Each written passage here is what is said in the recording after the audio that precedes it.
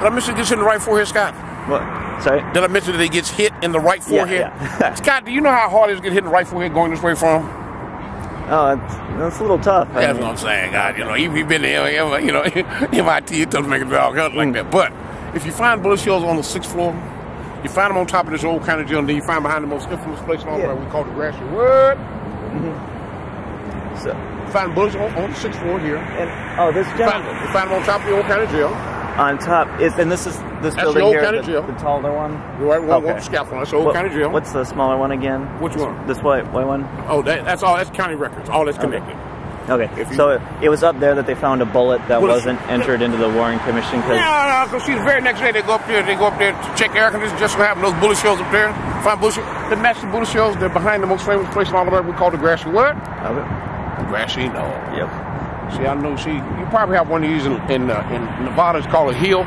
Yep. But for some reason down there they call it no. Potato, Scott. There's no different. This is where you hear about smoke coming from behind the fence. A man's going to be seen behind the fence, and a man catches a train from behind the fence. A big hint, Scott, will be that there was someone behind the fence that day. Okay. The guys behind the fence that day were supposed to be like 4 hobos back there drinking that day. Yeah. But Scott, these hobos have on made suits, ties, manicure nails. Not a bad day for a hobo, huh? No. One of the hobos would be a man by the name of Charles Harrelson, Woody Harrelson's father, the actor from Cheers. Woody Harrelson's father was a hitman. Woody Harrelson's father was in prison until he just recently died for killing a judge out of San Antonio, Texas. But according to him, he does not remember what he's doing that day. Scott, this is better known as selective memory. I've been married 25 years. I have selective memory down pretty good. But it keeps me married. Because according to my wife, I have special skills. Got it. And look here. See the white ledge right there? On top of the white ledge is where you hear about a man by the name of Abraham Sabruder. Oh, yes. Got them. Oh, that's I have a question. Where was the sign that was... Scott, that's a good question. Did I tell you my name's to go on the best tour guide and all that? See this different color of pigment of the thing? Scott, this is where the sign was at. See, the sign is taken down the very next day. Because, Scott, there's a bullet that goes through that sign. Yeah. Interesting. And strikes the concrete, right? So the very next day, that sign becomes killing wood. Look right here, sir. The sign was right here. You can tell by the display. Swear to me. The bullet shell hits right here. Okay? But the very next day, hey, it becomes killing wood at somebody's fireplace. Because, see, it's got to be awfully hard to explain how a bullet comes from the back of the sign and all the bullets supposed to be coming. No. You understand what I'm saying? Oh, okay, yeah, because they were pushed out on the wrong side.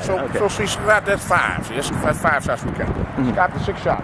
It hits down there where that manhole is when you talk about the manhole cover. Okay. Now, Scott, let me tell you. Lee Harvey Oswald is not a bright guy. He thinks he's a spy. You know what I'm saying? Okay. The whole time he's being set up, he thinks he's really in on something, but the whole time he's out. Because if he really was working by himself that day, when the car made a right turn and went straight toward the building, why does he not shoot the president and win? That's, you know, the video before I saw you actually starts out with me asking that question. Yeah, because see, guess what? The reason why he does not go see Scott, he's not here. See, Scott, he worked up there less than 60 days. He was brought in directly by the CIA. But I do believe by the time the president starts coming down the street from the Adolphus Hotel, look right here. See the white neon building way on the other side of town over there? The white neon on the... white neon building way over there. That's the area of town that Lee Harvey Oswald stayed in, where Officer Tippett's killed in. Also the same area of town where the Dallas Police Department are able to pick up this one man inside the Texas movie theater in less than 85 minutes. Okay. If the Dallas Police Department are that good, I do believe that the Dallas Police Department should be looking for Bin Laden, don't you think? Yeah. Got they're going to pick him up, they're going to bring back this old county jail right here. We're going to stay for 3 days. During the 3-day stay, Scott, for some strange reason, they do not find any fingerprints on the gun until after he's dead. Guess that part when they find the fingerprints? After he's what? That's interesting. Yeah, and when they do find fingerprints, they're going to find fingerprints on a disassembled butt of a gun. And it's going to be a smeared palm print. Well, we're going to check it for nitrates, which is gun residue. We're going to only find gun residue where? In the palm of the boy's hand. Yeah. On the 3rd day, they're going to try to move from here to the Municipal City Jail, which is down the street. In the process of going downstairs underground, he's going to have a small intervention by a man by the name of Jack Rubenstein. Scott, check this out. They're moving Lee Harvey Oswald from the county jail to the city jail to officially charge him for killing Officer Tippett, not the president. See, killing the president was not a federal offense at the time. But due to a small intervention by Jack Ruben, Jack Ruben ran a strip club for the Mafia in 1960. which would make Jack one of my heroes because my wife is not here. Oh. But Jack also did owe the mafia over $30,000 in gambling debt, folks. Plus he had cancer. So that's not having a great week per se, huh? But if you're Jack Ruby runs strip club for the mafia, how many policemen would we know? How many policemen would we know? If he's got, well, he had connections, and yeah, so I'm probably sure he probably knew at least 3 or 4 of them, huh? Yeah. So how does he manage to go to a base full of all the Texas Rangers and Marshals, deputies of the world, pull out a gun, shoot a gun, and not get shot in? Scott, what state are we in? Let's see, Texas. That would be Texas. You know what I'm saying? Does anyone have a gun in Texas? Yeah, I'm not sure, but you tell me. Everybody's sure for me, Scott. Yeah, I'm scared. See, Scott, what I'm saying is that I do believe personally the president's going to be killed by the mafia and the CIA, not by Lee Harvey. Because one who's more upset, mafia, Lee Harvey also. One. The mob's not very, very happy with Joseph Kennedy, who may not be the most honest man you and I want to hang out with, right? Bobby Kennedy, Attorney General. I get the feeling Bobby may be scratching a few folks the wrong way, huh? And 3, John Kennedy has what you and I would call a slight zipper problem. Please see Bill Clinton for references if you do not understand what I'm saying. John's having an affair with a woman by the name of Norma Jean Baker. Norma Jean's other name would be who? Marilyn who? Oh.